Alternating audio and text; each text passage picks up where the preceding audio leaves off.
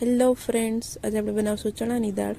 એમાં એક ટમેટું સુધાર લીધું છે. ચણાની દાળને અડધી કલાક પલાળીને આ રીતે પાણીથી ધોઈ લીધી છે અને લસણીયો મસાલો આપણે ખાંડી લીધો છે. હવે એક કુકરમાં થોડું તેલ એડ કરીશું. એમાં રાઈ જીરું નાખી અને થોડી હિંગ નાખી દઈશું.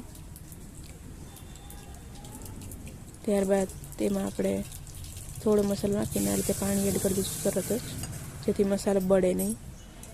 ત્યારબાદ આપણે તેમાં ચણાની દાળ જે ધોયેલી હતી એ અંદર એડ કરી દઈશું. હવે એને સરખી રીતે મિક્સ કરી લઈશું અને ટમેટાં અંદર એડ કરી દઈશું. ત્યારબાદ હવે એમાં સ્વાદ પ્રમાણે આપણે મીઠું એડ કરીશું, થોડી હળદર એડ કરીશું, થોડો ધાણા જીરું પાવડર એડ કરીશું અને ત્યારબાદ આપણે જે લસણીયો મસાલો રેડી કર્યો હતો એ અંદર એડ કરી દઈશું. આ રીતે બધી જ વસ્તુઓ એડ કરીને પછી આપણે એને સરખી રીતે મિક્સ કરી લઈશું અને હવે કુકરને આપણે ઢાંકી દઈશું. ત્યારબાદ આ રીતે 3 થી 4 સીટી થાય એટલે દાળ આપણી રેડી છે. આ રીતે કોથમરી ઉપર એડ કરીને આપણી દાળ રેડી છે. Thank you for watching.